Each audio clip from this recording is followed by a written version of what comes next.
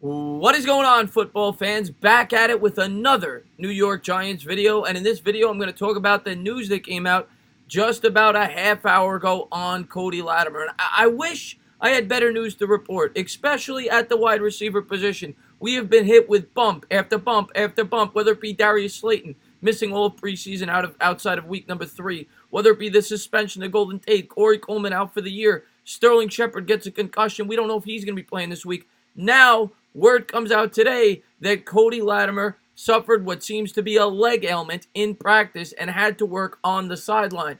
And here's the quote, guys. There, of course, is Latimer. And here is the quote.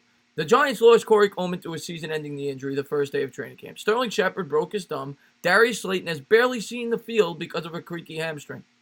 Shepard returned in time to play Week 1 versus the Cowboys, but came out of that game with a concussion, and his status for Week 2 versus the Bills is in doubt. Slayton remains sidelined. Golden Tate is suspended. Adding to all of that, Cody Latimer was seen working on the sideline with trainers during the early part of Thursday's practice. He appeared to be dealing with some type of leg ailment. So, we are already incredibly thin at the wide receiver position. Sterling Shepard, they are saying, is doubtful. Received word yesterday that maybe he'd be back.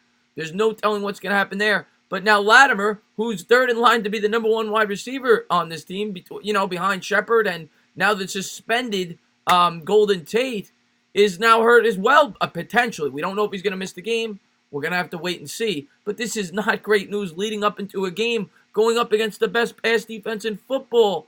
Now you got the whole dilemma with Eli Manning and Daniel Jones. It's just going to add fuel to the fire. He has nobody to throw to. They're going to have to take guys off the street if this guy does not play. TJ Jones, they just signed. Expect him to see some time in this game, especially if Latimer is out. Of course, they'll go with Benny Fowler as well. It doesn't sound like Slayton will be playing this game either. The Giants are getting down to nobodies at the position, and they're going to have to make do, and that even makes it more important to establish that ground game with Barkley to keep the pressure off of the pass game against this great pass defense. Hopefully Latimer is good to go, but from the sound of it, 3 days before the game, you don't like hearing things like this. We'll have to wait and see. As always, if you liked what you watched, please subscribe, drop a comment, maybe give me a little thumbs up.